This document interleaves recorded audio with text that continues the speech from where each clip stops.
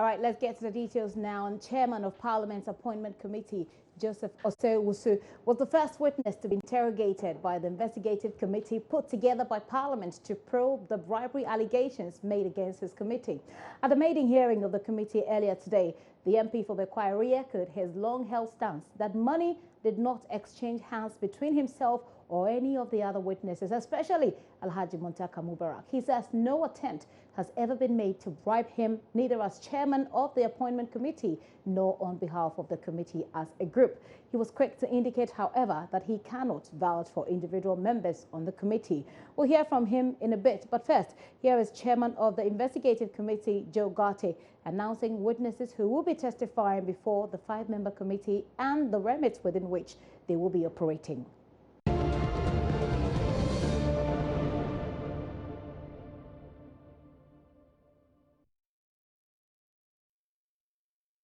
We'll bring you that story from Parliament a bit later. But for now, the Ghana Institution of Surveyors say they stand by their call for government to independently probe the cost of accommodation for the Vice President's house.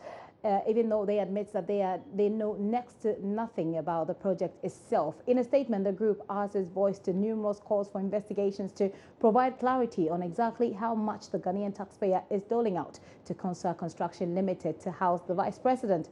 The surveyors say, as a professional entity, Government of Ghana should consider their services in this probe. But one of their members admits they have no information on the project. He was speaking earlier on News Desk with Beatrice Edu. This is the Governing Council member and Vice Chair of the Quantity Surveying Division of the group, Kofi Obeng Ayrebi. At the moment, as a professional body, and for that matter, Ghana Institution of Surveyors, we don't have absolutely any information. As professional bodies, sitting back and listening to issues that relate to our practice, and with those, a lot of information being bundled around, that is why the call came that, look, we need to step in and, if supported by the stakeholders involved, do an independent inquiry. That is where all the facts and information will be made available for us to inform the nation as to what has gone on, whether untold or in any case, as probably we can put it. So as we speak, we don't have any specific documents that we can speak to. We just listening to what is being bundled on the radio and the airwaves, and people around you are costed, what is happening, what is that, we don't know. So you are just admitting here that you don't have information, any information at all regarding this project. So on what basis do you call for independent probe when the Vice President has said that it cost the country 13.9? Yes, the Vice President has said it cost the country 30.9, but his statement has also been contradicted by some other figures who are also Ghanaians, who probably might have been with the project all this while. And in order to make sure there is clarity and there is full disclosure and understanding of what really happened, that is why we're calling for that independent inquiry to disabuse the mind of Ghanaians as to what probably went wrong in the project implementation, because what is going on falls directly in our domain as professionals. So what specifically do you want in this probe? Yeah, a lot of issues at stake when it comes to project implementation. The way the project was even conceptualized is something that probably we need to look at. We're looking at the procurement, how it was procured. Hold on, before you move to the procurement, if you say the way the project was conceptualized, what exactly do you mean by that? A client will ask a professional to come out with a design or of a facility, whether physical infrastructure for that matter, being built on roads and what have you. There are specific requirements the client will tell you, the designer, for you to go by. So that is what we mean by the inception of the project. What did the client tell the consultants? Do you have any information regarding what the client might have told whoever is involved? Well, all we know is a residential facility for the Vice President, and for that matter, professionals were involved.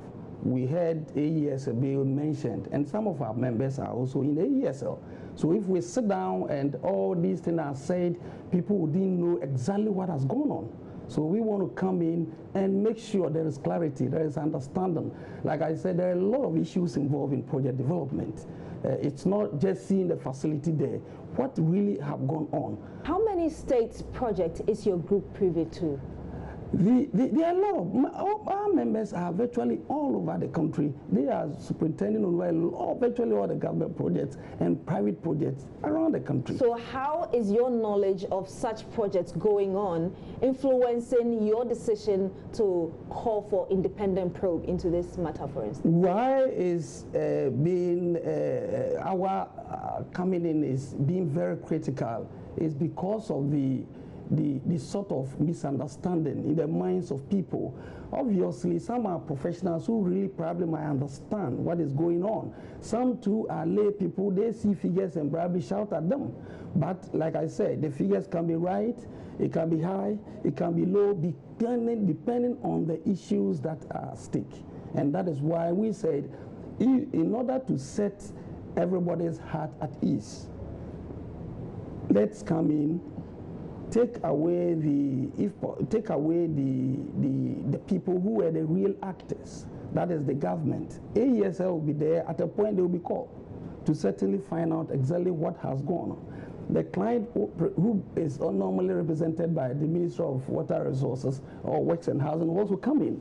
So then once we have all these things and we go in, we'll be able to at least, if nothing at all, come out with the real cost. If something has untowardly gone wrong, we'll be able to make some recommendation as to the way forward so that it becomes a lesson that all of us as a nation we will learn from.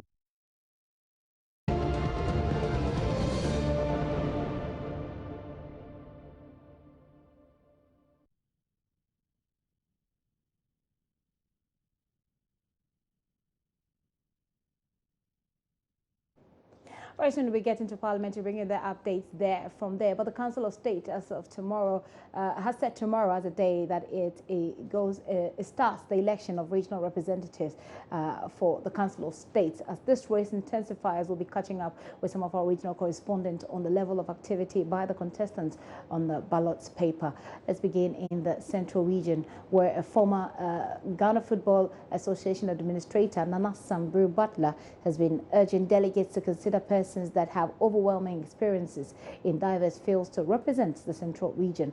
6 persons, including 3 chiefs, are vying for the slot. About 64-year-old management scientist Nana Sambru Butler says his experience in both private and public life makes him stand out for the position.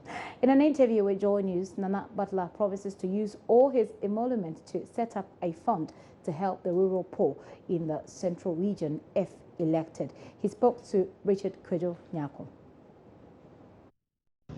Well, I had some promptings from people who thought, as a true son of Central Region, who, on a very quiet way, will contribute to my quota towards the development of Central Region.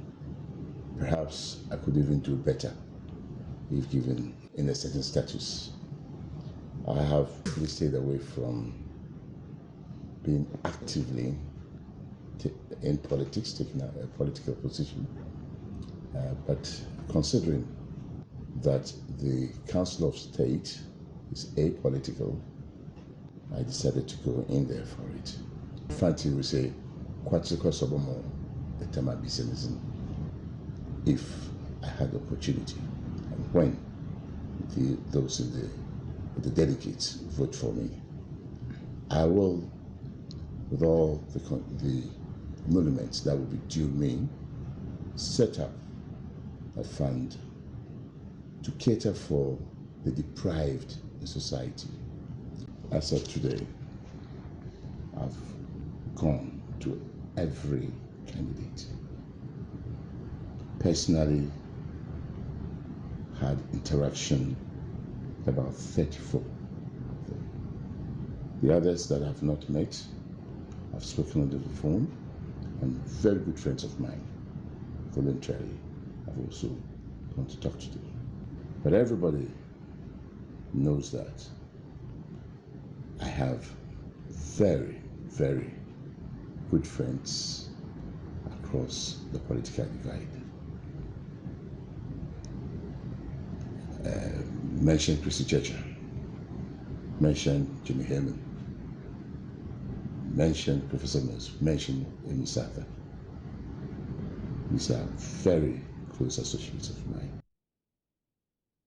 All right, so that's in the central region. We'll try and get to our central regional correspondent. But for now, let's get to the eastern region where Ghana's ambassador to China, former ambassador to China, Mr. Afari Apiedu Donko, will be battling for the Council of State position from that particular region. The former Ghana's ambassador to China believes that the position of the member of Council of State is a responsible portfolio. Hence, he is demanding more matured persons who can keep confidential information. Maxwell Kudoko is our man in the eastern region. He can tell us what and who will be voting for who. Hello, Maxwell. Thank you very much for your time here on the Pulse. What can you tell us from the eastern region?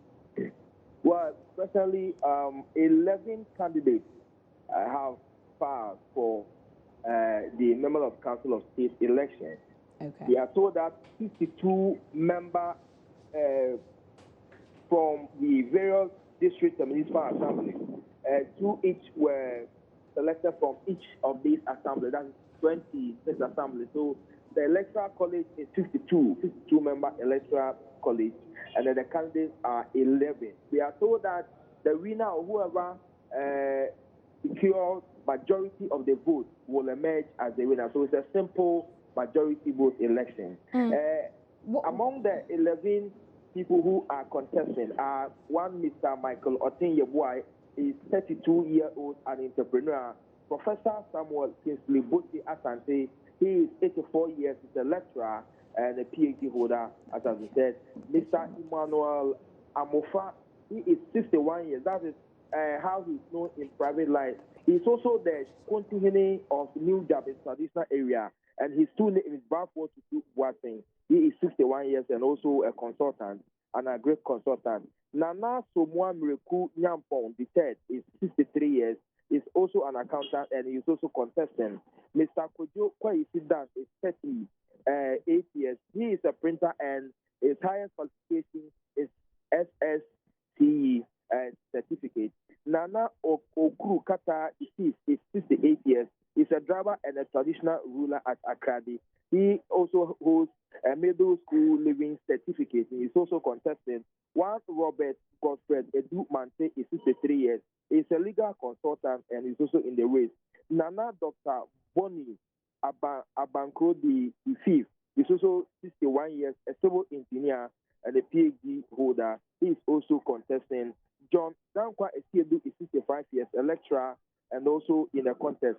Ghana's former ambassador to China, Mr. Afari Apiedu Donko, he is 72 years. He's a banker and a former ambassador to China. He's also in the race. And finally, Mr. Anthony Yao Jokpata, who is also a farmer and a teacher. He's 64 years, and he is also in a contest. A while ago, I had a conversation with Ghana's former ambassador to China, Mr. Afari Apiedu Donko, and he tells me that the position of a member of Council of State is that of a responsible position.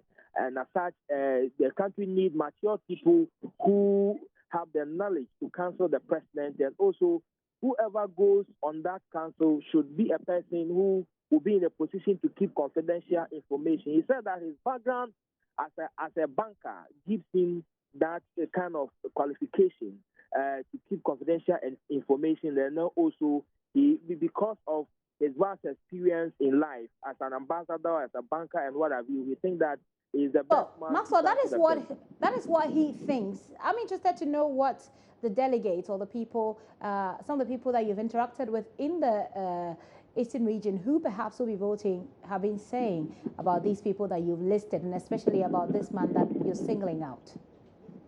I had an opportunity to chat with 2 or 3 of the delegates who will be voting tomorrow at the Eastern Regional Coordinating Council. Right. And it appears most of them have in mind who they are going to cast their ballot for.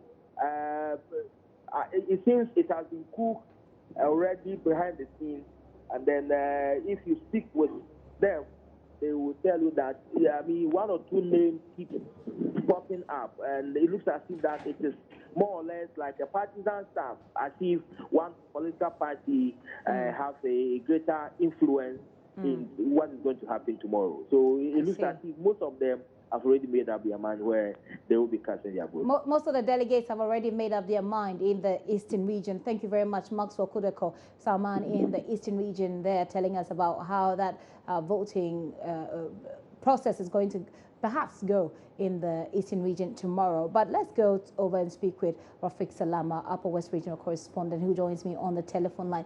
Rafiq, what's happening in the region? The Upper West region is quiet, except that the 22 delegates who are supposed to decide the fate of these. I'm saying that their fate, the region is quiet, but I can tell you that the biggest people in the Upper West region for now could be about the 4 people who have penciled their names to contest for the position of the Council of State. Remember, I told you that there were 5 people who were scheduled to pit themselves against each other, but I can now report to you that there are 4 people. Okay. Because the information that we are getting now is that the Chairman has just stepped down. He is in the process of writing to the Electoral Commission that he is no more interested in the election because he doesn't think that he should contest against his boss. I'm talking about the president of the Upper West Regional House of Chiefs, Richard Babene Kantong, who in this race is seen as a front runner because of his personal relationship with President Nana Akufo-Addo. By extension, he is in the good books of the government. And so it's going to be 4 horses race now, and so the first runner, like I said, is going to be between Kuro Richard Babene Kantong. Let me go through Richard Babene Kantong's personal CV. He's a 59-year-old tax collector working with the Customs, Excise and Preventive Service, and he's currently the president of the Upper West Regional House of Chiefs. He's also the Tumu Kuro, talking about the paramount chief of the Tumu traditional area. And so the man expected to give him a hot chase is going to be the Bankona, who is a divisional chief. Bankona, his right name is Na Jama Matara. He is a marketing and communication consultant, and then also he is a divisional chief. And so he comes into this race with knowledge, with his expert knowledge in marketing and communication. And then he's saying that the reason why he wants to be a member of the Council of State is to advise the president and also tackle the issues of education and poverty in the Upper West region, which he thinks that these are twin. And then once you are able to bring education on board, you will be able to ameliorate the suffering of the people. The third person in this particular race has to be the Nieto Koro, who is also the acting president of the Dinebua traditional area in the Sasala West district of the Upper West region. And Nieto Koro is 52 years of age. He has a degree in a university in South Korea. And also, he's also a mediator in alternative dispute resolution. And so he's a third person who will be contesting tomorrow. And then the last person will be Abubakar Sadiq Mwasin, who is 34 years of age. He's an accountant. He has a degree from Kumasi Polytechnic, and he's the one contesting. And then the people he's contesting, I can tell you that the Tumukuro is fit to be his grandfather. But he's saying that he has no battle in his stomach trying to contest against these people. Rafiq, so what about the people and the delegates and generally the people in your region? Do you get the sense that they see this as a big deal and something that they should necessarily be involved, or is it, do you find that they are a bit passive about it? Speaking to people around about the elections, the people really will have loved that. Some of them told me that they will have loved that the electoral college is expanded. Okay. You know, the Upper West region, we're having 11 municipal and districts in the Upper West region here. Right. And I can tell you that all the districts, they have been able to have to appoint 2 people to come and to form the electoral college. And so in the Upper West Region, we have only 22 delegates. And so speaking to some of the people, what they told me was that they would have loved that the electoral college is expanded so to include more people. Even they are suggesting that if you have 11 municipal or districts in the Upper West Region, and if they ask all the assemblymen in the various assemblies to vote in their respective districts, so that they will collate, tally the results, and then get a winner. That's why they will have the full representation of the region. But if not, it's only the people, those who are political, who are talking about it, but it seems not to be, nothing seems to be happening in the region for now. Okay. Thank you very much. Rafiq Salam is our Upper West Regional correspondent there with an update on that race, the Council of State race there. But let's go now to the Ashanti region. Our correspondent Erastus Asari Donko reports on the interesting development of the race there. Hello, Erastus. Yeah. Bring us up to speed on how far we've come with the development there on the Council of State elections. Well, it's an interesting race in the Ashanti region. It's never keen like this one before. More interesting names are coming up this time around, and for once we are seeing a number of chiefs, gunning for the position. If you realize, Nana Addo Dankwa Akufo-Addo has already appointed Dwabin who is, I learned, is going to be the chairman of the Council of State. And he is already from Menchia, very big chief, one of the two votes of Brempong. And then we have two chiefs who are contesting. We're having the Akrofonso Hene, Nana Owusu Brempong, who is tipped to be the favorite of the NPP. Actually, I learned he was brought in by the regional chairman himself, Chairman Untumi, to contest in the race as the one tipped to win.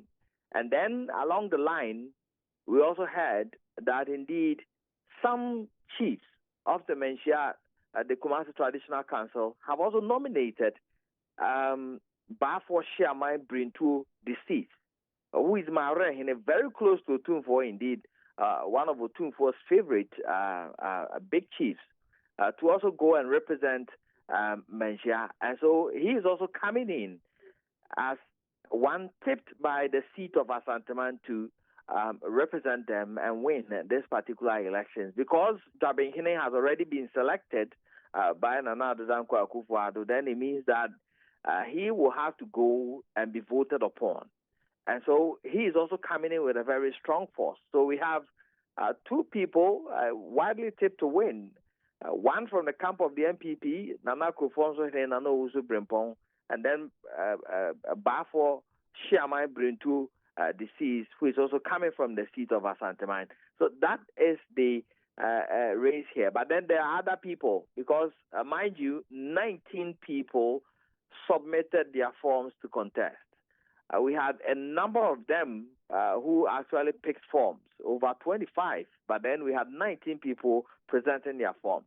Already some people have stepped down for Bafo Shiamai Brintu. They include Opoma and Abraham Bwedi, who is the assembly member for Ridge in Shaiso electoral area, who has now been elected actually as the presiding member for the Kumasi Metropolitan Assembly. And so he stepped down before he was voted for Bafo Brintu to go for him. And now there are other people, the chief of Tepa, Nana Achirwampim, also picked forms, but I understand he has also stepped down for Bafo Shiamai Brintu.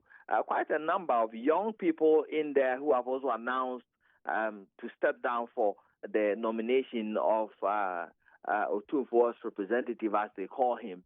And so it's between him and Nana Owusu Brempong, the Akrofonso Hene.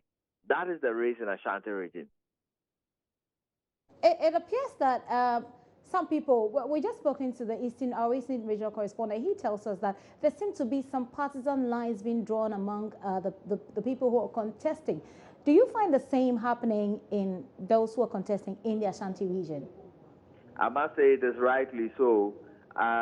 This time around, it looks as if it's the political force against the traditional force. Really? Because the Akrofonso who has been a staunch member of the NPP, who has played several roles within the NPP, but until recently was domiciled in the United States, and he came down. They brought him down specifically for this as a reward for his contribution to the party. We learned. Is that okay? That's information you're picking up. Yes, that's information we are picking up. Right. And then we have Bafo Brinto, who is the Marahene, and who is also a staunch NPP person.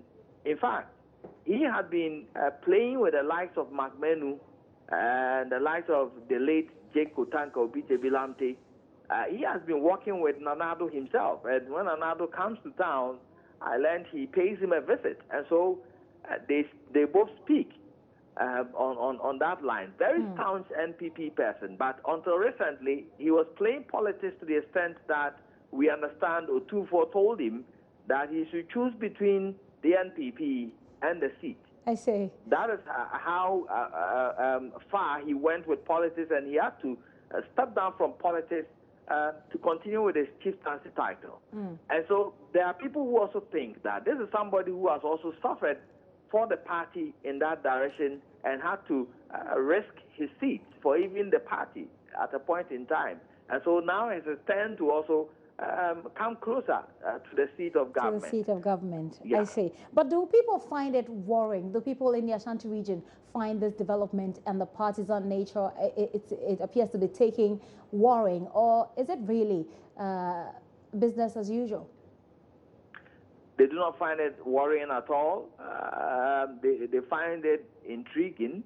And in fact, the people are bent on choosing between one of their big chiefs and a smaller chief, for that matter, because, of course, the Marehene is bigger in chieftaincy title, holds the keys to Asanteman, if I should call it, sits very close to Otunfo. The Akrofonso does not come to Menchia at all. He's an Odikro and doesn't come closer to Menchia at all. Now they have to choose between him and somebody who the party has brought in there. So they are okay with the politics. It's part of the tradition and culture of Asanteman. They are okay. When you mention MPP in Ashanti region, if MPP wins, business booms. If Kotoko wins, business booms. When Otunfo is around and he's okay, business is booming. So it's a mixture of politics and tradition and culture and all that. That is the way and life of the people, and they see nothing wrong with it. Okay. Well, thank you very much, Erastus. Erastus Saridonko is Ashanti regional correspondent there, bringing us up to speed on that very interesting twist that the race for the Council of State has taken in the Ashanti region. Well, let's come home, or let's just come back to the Greater Accra region, where after serving his constituency for over a decade, former Member of Parliament for Ningo Prampram, E.T. Mensah, is now seeking to serve on the Council of State. Well, he's been speaking to Joy News, and he says his decision was influenced by members of Parliament heating up with candidates. Colleagues of mine across the aisle in Parliament walked to me and said, the experiences that I've acquired, I cannot go and sit at home with it, and that they were recommending to me that I should run for the Council of State position. So I thought of it, bounced it on a few other colleagues and friends, and they thought it was a brilliant idea, and that I should, give it a try. And that was what pushed me into it. Long before the election was held, this suggestion was made. I can talk about, Honorable Ajakon. I can talk about Honorable Jerry Akwe Thompson. Quite a number of them. And some of my friends in NDC, both NDC and MPP, made the suggestion. And I think we have a lot to offer.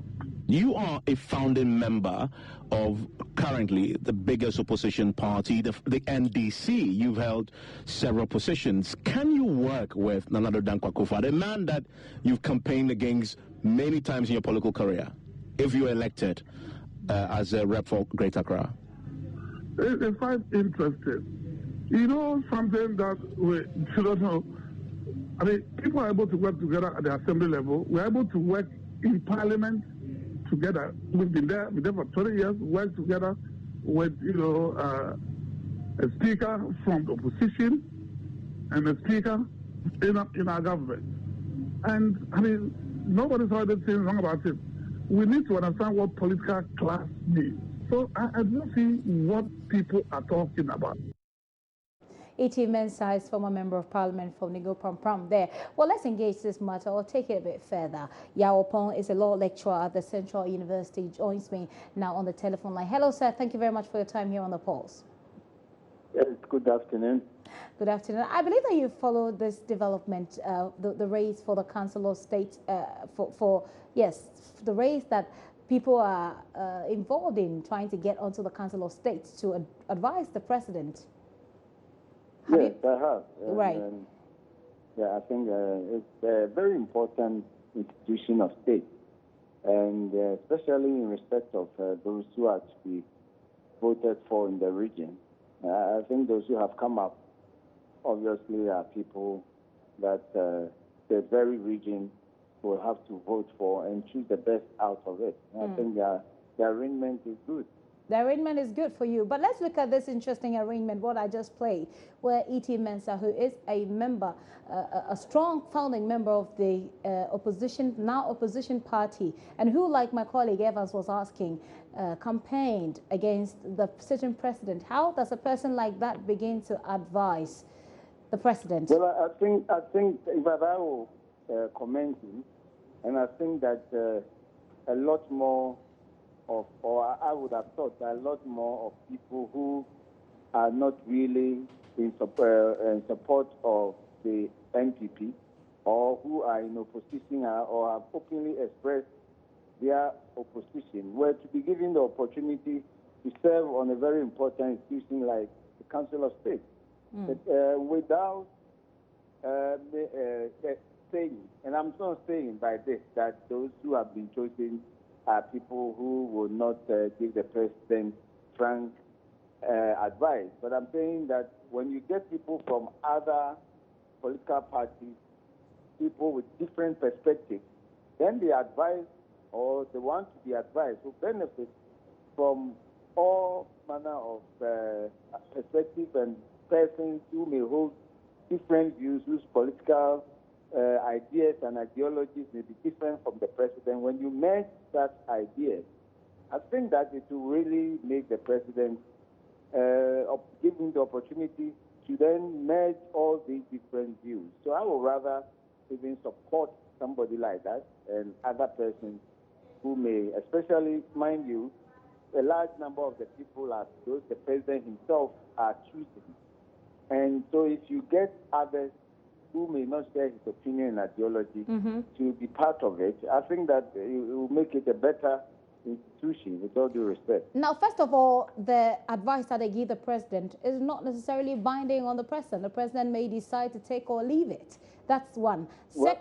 Secondly, you need access. You need a certain level of access to the presidency and a certain level of appreciation from the president that you are indeed, I mean, not qualified, but that you've got his interest at heart, so that he will be able to, he'll be more disposed to listen to you when you speak. How do you put all of this together and try and reconcile that? Well, when it comes to a matter like this, I will usually defer to the people who are appointed. It doesn't also mean that all those the president himself has chosen, they are just going to be, quote and unquote, at his beck and call. They are supposed to be people who are not supposed, but they are people who are eminent, people who have had experience in various human endeavors, and they have a lot of reputation to protect. And therefore, where they give an advice and the president does not take to that advice or does not feel compelled to comply with that advice, yes, it is an advice, but then we will be reducing the institution of Council of State to a mere rubber stamp and an unnecessary institution if we were to just view it as such. I mean, the Constitution, depending on the nature of conduct or an act, says the president shall, in one sense, consult the Council of State, in another sense, act on their advice. Okay. So are you one of the people who would say that let's maintain this institution because there have been concerns about really well, I think it should be maintained, but then if there's a need, we should rather amend the Constitution, that portion, that whatever advice that the Council of State are compelled, or that the President is compelled to seek from the Council of State, either to act on it or in consultation, unless it relates to national security matters, they should be published so that we know that this is the advice the Council of State gave the President. Either he acted on it or he ignored it. The Mukia situation, I think, gives us an idea of what may go on between the government, the President, and the Council of State, so that if they advise the President to take a very unpopular decision, thinking that the rank and file are advising the President again, then we know the nature of the Council of State. So if we could amend the law so that they will publish, maybe by the Gazette or in the National Daily periodically, then we will know the kind of advice they give the President, with the exception of national security matters. But that sounds like a very problematic area, don't you think? Because if you were to publish the kind of conversation that goes on between the Council of State and the President and reconcile that with the President's decision on the advice that he got, wouldn't that bring friction? Wouldn't that cause... No. Then we are saying that the Council of State is not necessary. It is a necessary institution. That's what some people have said. And I'm saying that they are, well, that's their view. With all due respect, this is mine. And I'm saying that we can still make it better.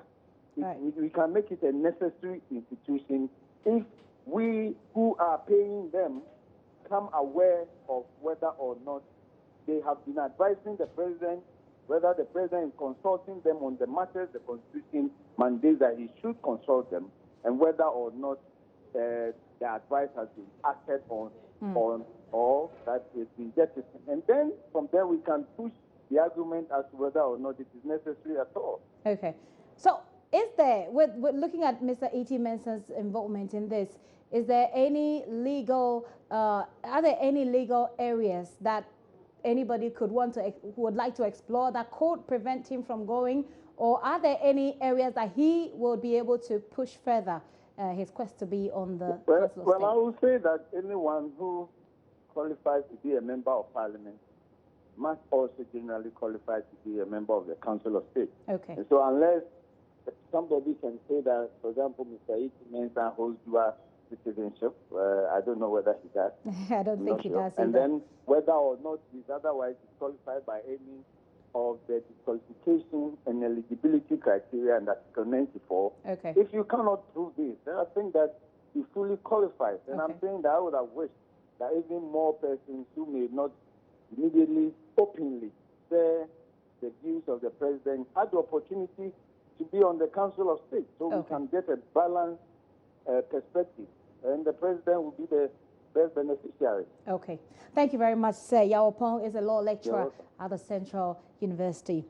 They're bringing his perspective on this matter. He believes that we will need perhaps more people like E.T. Mensah on the Council of States, because he believes that they would give they'll give their candid opinion to the President, and it will be in the President's interest. We can now return to our earlier story about the committee on the bribery allegation in Parliament. Well, like I said earlier, the chairman of the Parliament's appointment committee, Joseph Osei-Wusu, was the first witness to be interrogated by the investigative committee that was put together to probe that bribery allegation made against his committee. At the maiden hearing of the committee earlier today, the MP for Bekwai re-echoed his stance, which has been a long-held stance, that money did not exchange hands between he and any of the witnesses, especially Alhaji Muntaka Mubarak. We can go over to listen to him, but let's first take the chairman of that committee announcing the witnesses and how the committee will be operating. We are a committee of Parliament, that we shall be guided by the standing orders of Parliament. I want to refer you to a few of them, which we'll be relying on. I want to refer you to Order 196, Order 197, and Order 200. Order 196 says that we shall meet to consider such business on a day and hour named by the chairman in respect of that business. After today's meeting, we shall meet again on Friday. After today's meeting, our next meeting will be on Friday. 197 says that the deliberations of a committee shall be confined to a matter referred to it by the House, and any extension or limitations to it made by the House. Honorable members, we wish to remind ourselves that we are not engaged on a wild goose chase, or we are not fishing ad infinitum. We are guided by the terms of reference given to us by the House, and we shall not go outside it. I also want us to remind us of the 200. It says, in committees, the standing orders of the House shall be observed so far as may be applicable. The chairman of the committee shall maintain order in the committee, deciding all questions of order. I will appreciate it if there's no disorder. If there's a disorder, I won't hesitate to ask the person to be removed. Let me just also say that this committee has already met a number of times. This is the public part of our hearing. When we met,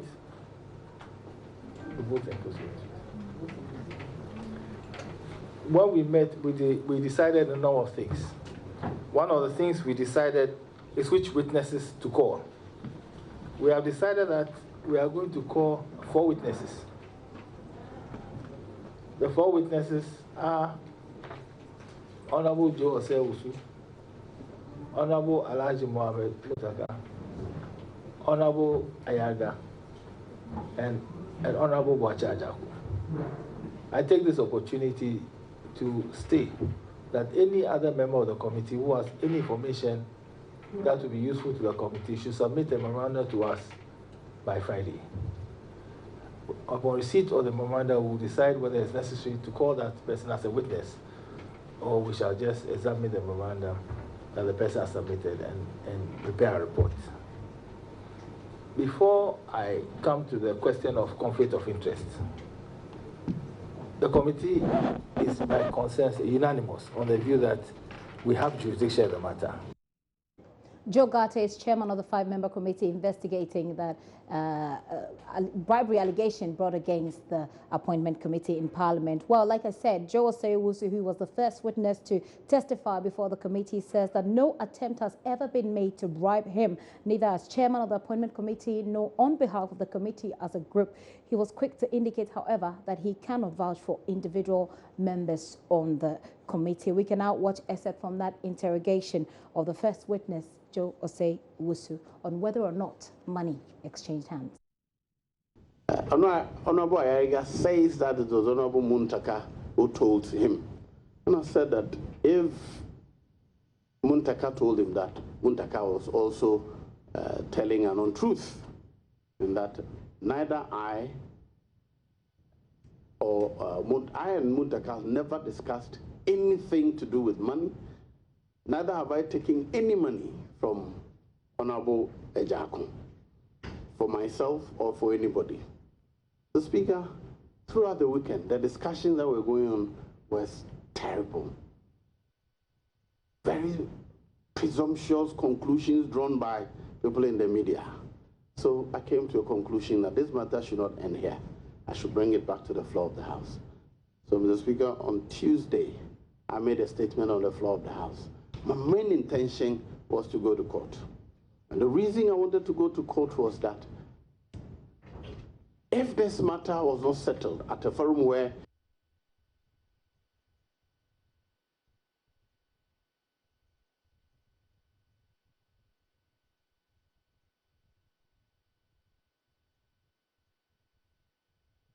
alleging, go around, take all corners. To all they can say is that it is true. Oh, they are bringing in people from here, inviting, you know. So you to bring people to say it's not true. So how can I bring people when something has not happened? Continue. You know, so I considered, I had a meeting. My lawyer is my junior I trained in Kofrodia. Fortunately, I was in Kofrodia. So we had long meetings. We came to a conclusion that the challenge any litigation with an MP would have is how to serve a process. So, as you were leaving the Speaker's lobby, Can you tell us why you went back and decided to approve them by consensus? It was because the reason for the minority members objecting to or not supporting their nomination had been resolved to the satisfaction of the minority members. Was that brought to the floor, to the chamber? Yes, Mr. Speaker, after it had been resolved in the Speaker's lobby, we came to report on it, and then I amended the report in the chamber based on the consensus that had been reached at the Speaker's lobby. Thank you. Honourable members, do you have any questions?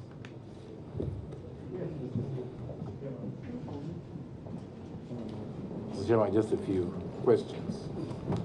And the first one is the conclave meeting. You mentioned at the conclave meeting, it was Honorable Okudzeto-Ablakwa who spoke. Did Honorable Ayariga speak on the issue that you raised? Mr. Speaker, Honorable Ayariga did not. When I said that that matter should be resolved, as I said, he had raised his hand, but all the other members said, cool it down, take it easy, take it easy. So those are excerpts from that interrogation of Jose Wusu, chairman of the appointment committee there. Well, he further gives details about a closed-door meeting at which Member of Parliament for North Tong Okudzeto-Ablakwa allegedly made comments indicating that the initial bribery allegations made by Mahama Ayariga was meant to be a political equalization, which was in response, of course, to Boachejako's comment of corruption against former President Mahama. He also speaks on what happens after both he and Alhaji Mohammed Muntaka Mubarak had spoken on Joy News' news analysis show Newsfile about the matter and why he has not engaged Mahama Ayariga since the allegation started. We're not happy with Boachejako saying that the World Bank was breathing heavily on the neck of the immediate past president, Sir John Mahama. And they were not happy with Mr. Yasaf Mafo's answer to the CNTCI loans. So they were given the opportunity to represent the evidence in words and expressions that was acceptable to them. Let's restrict ourselves to Mr. Boachejaku. He was given the opportunity where? At the Speaker's office. That was the evening that they were going to move the motion. Indeed, the motion had been moved, and the three which were to be approved by consensus had been approved. But the two on which we were going to cast a vote, it was when the vote was to be taken that the minority there requested that we go into a conclave, which it is a report of the conclave that I'm giving. Was already on air. So at that meeting, after they had been satisfied, the minority members had been satisfied. Find out which allegation was already on air. So, Chairman, the allegation that Boachejaku had given me money to be distributed to members of the minority had already, as I said, had been published by, in addition to what a friend sent to me, it has also been published on My Joy Online and Peace FM Online, which had been shown to me.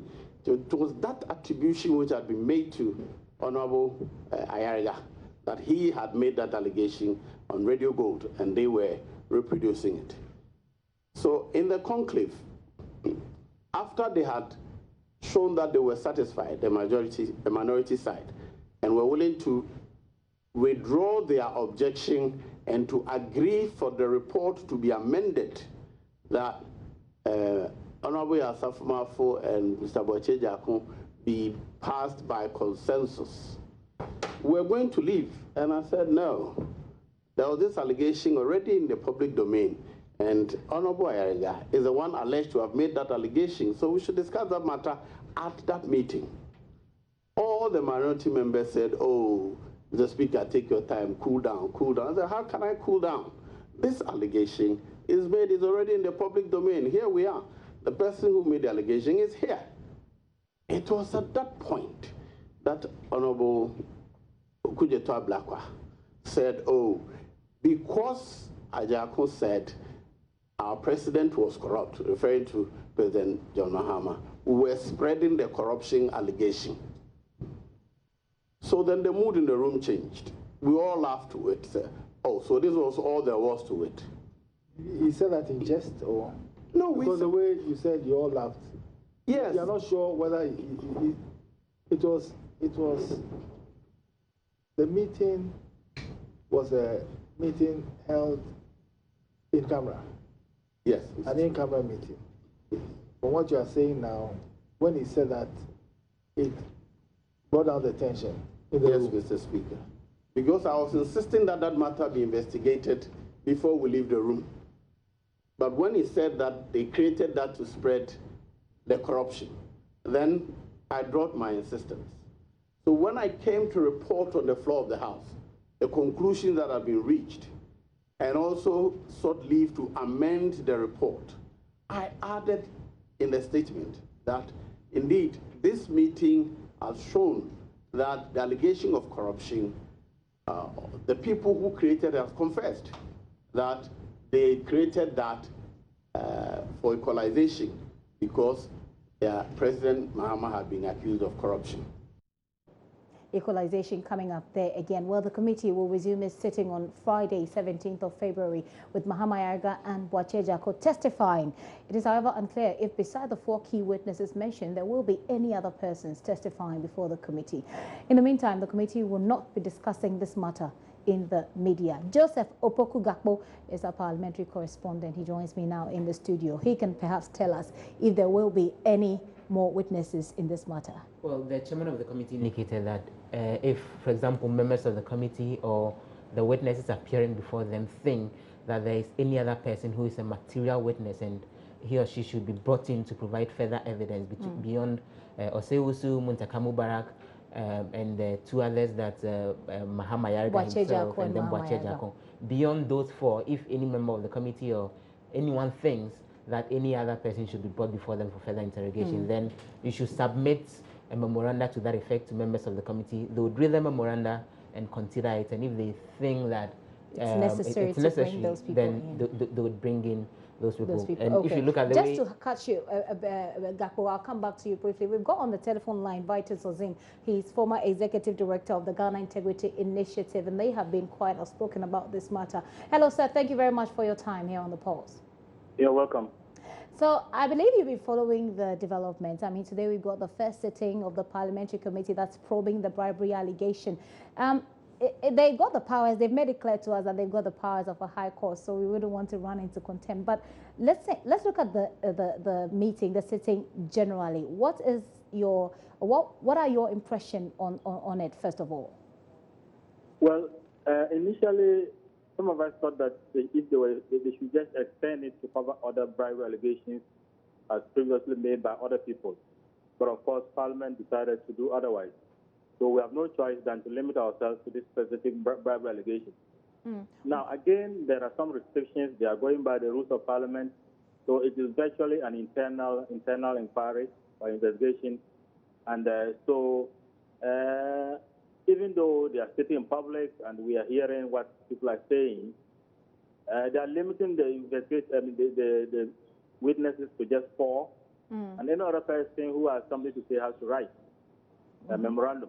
So the transparency that they sought to portray is being curtailed by this limitation of the number of witnesses and the fact that any other person has to write.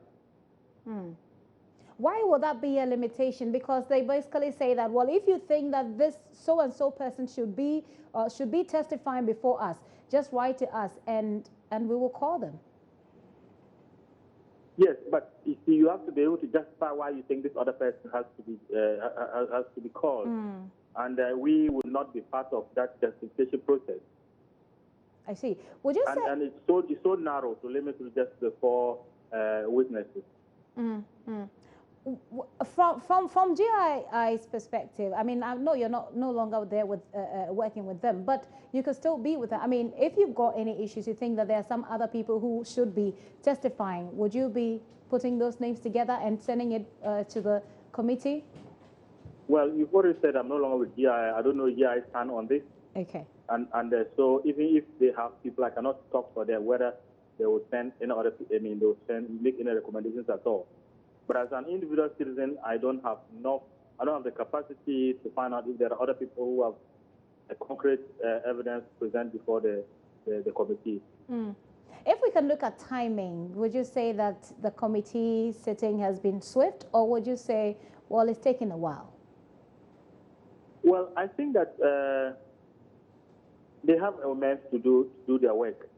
It has already delayed a bit, and then after sitting today, they are waiting till Friday. We don't know how far they will go. But I think today's sitting looked nice. It looks open and transparent.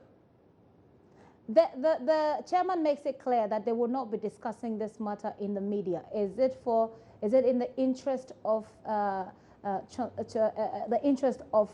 say credibility, or do you think he's sort of gagging somehow some members on the committee, if assuming any of them wants to talk to the media?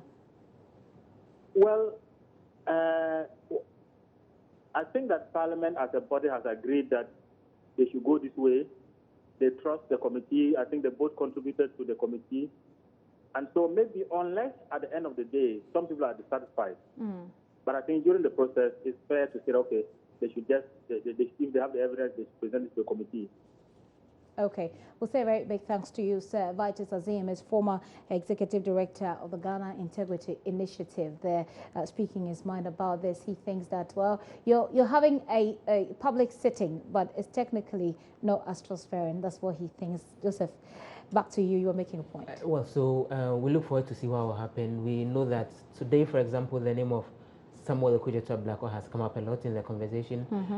What again we know is that it wasn't Mahama Yarga alone who petitioned the Speaker to investigate this. He petitioned the Speaker in conjunction with Samuel Okudzeto-Ablakwa and then Hassan Suhini. Okay. We know that before the committee itself began its work, they wrote to Mr. Ablakwa indicating that, yes, we are setting up this committee to begin this, that more like as a reply to the petition that had been sent earlier.